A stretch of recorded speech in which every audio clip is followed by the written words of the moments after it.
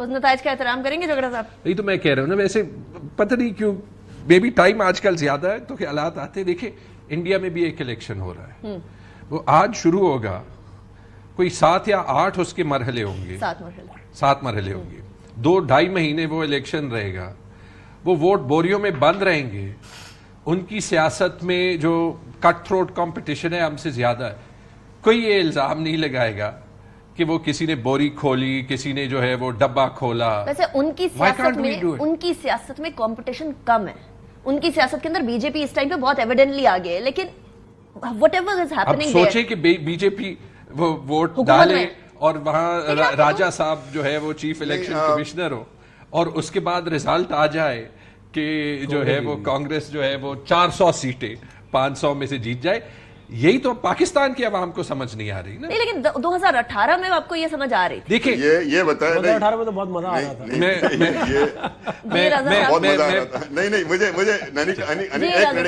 بات راجہ صاحب کو لگایا کس, راجہ صاحب کو لگایا کس نے تھا؟ جھگڑا صاحب نے. میں نے نہیں لگایا تھا اس میں. پھر مطلب اپنی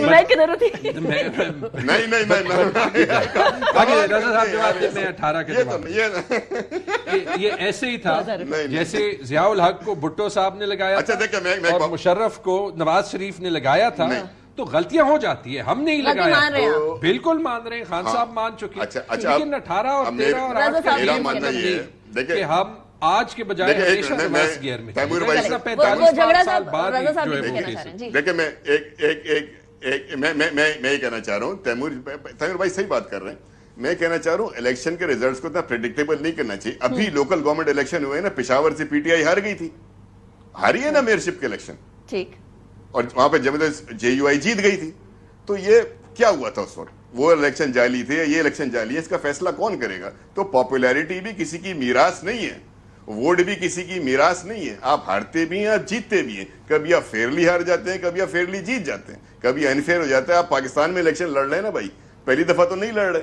یہ تو ہر دفعہ ہر الیکشن میں کہیں نہ کہیں یہ کہانیاں ریپیٹ ہوتی ہیں, چلتی چلی جاتی ہیں. اچھا, کیونکہ رضا میں سمجھتا ہوں کہ جمہوریت کو, کیونکہ ہم انتخابات کی بات کر رہے ہیں نا کہ ہر بار اسی طرح ریپیٹیشن ہوتا ہے, تو سر صاحب مسئلہ یہ ہے کہ اس ٹائم پر آپ کے پی ڈی ایم کے جو سربراہ تھے مولانا فضل الرحمان صاحب کہہ رہے ہیں وہ 2018 سے بھی بڑھ کے 2024 کے اندر دھاندلی ہوئی ہے. اب وہ کہہ رہے ہیں تو پھر مانے نہ مانے کیا کریں؟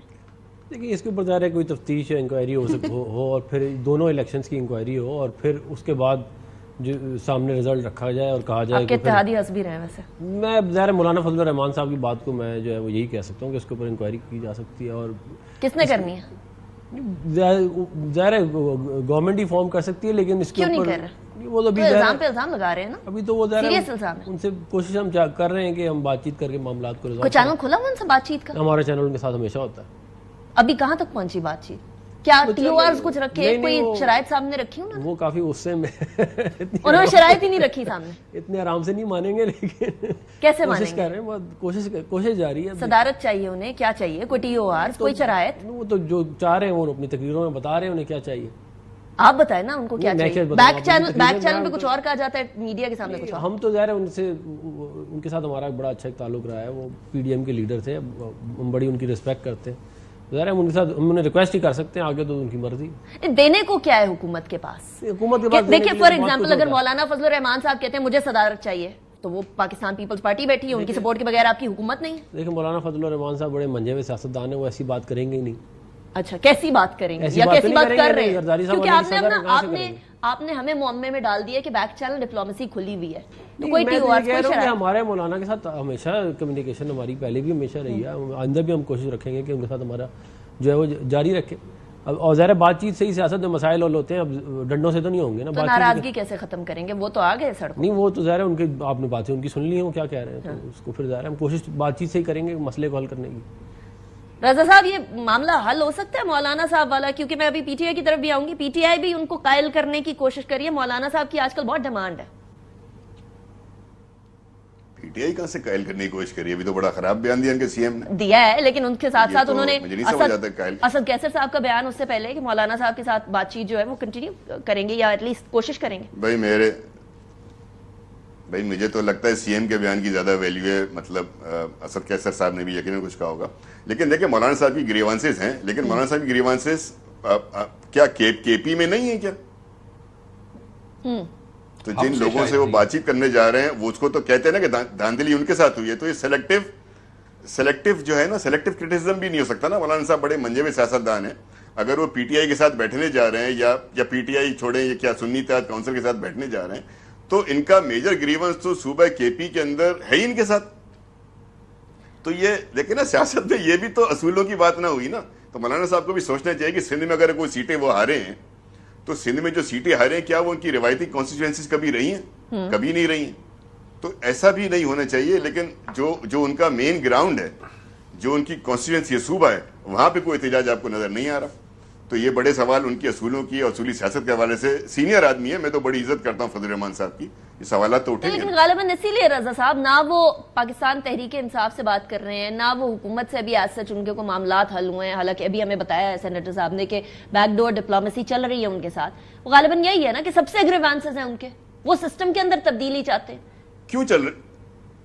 मुझे बताए ना कि निका हम किसी मुल्क में रहते हैं, तैमूर भाई भी जो बात कर रहे थे, अफान भाई बात कर रहे हैं, मतलब हमारे ग्रीवांसेस एक दूसरे से क्यों हैं? हमारे ग्रीवांसेस तो रियासत से होने चाहिए, अगर इलेक्शन हुए तो इलेक्शन कमीशन से होने चाहिए।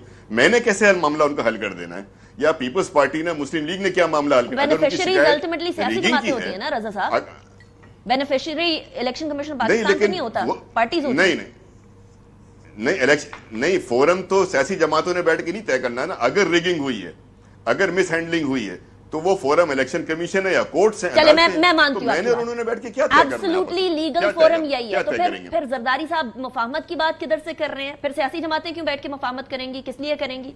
सियासत का किरदार पे क्यों बात कर रहे हैं प्रेसिडेंट साहब? सियासत में जो मुफाहमत की बात की है, पोलराइजेशन खत्म करने की बात की है, मुफाहमत की बात की है, वे फॉरवर्ड ढूंढने की। वहां मुफाहमत इस बात पर तो नहीं हो सकता ना कि अदालत ने क्या फैसला करना है। अगर ये सारे, मिसाल के तौर पे, अगर किसी सीट के ऊपर अगर कोई हारा हुआ कैंडिडेट सेटिस्फाइड नहीं है तो वो जाएगा ट्राइब्यूनल में, ट्राइब्यूनल सेटिस्फाइड नहीं होगा, वो कोर्ट्स में जाएगा, फैसले तो वहां होंगे, वो सियासी फैसले तो है ही नहीं। तो जो जरदारी साहब बात कर रहे हैं, वो बात करिए, चेयरमैन बिलावल साहब बात कर रहे हैं, वो एक नेशनल रिकंसिलिएशन की बात कर रहे हैं, फॉर डेमोक्रेसी है, फॉर इकोनॉमी है, फॉर गॉट योर पॉइंट।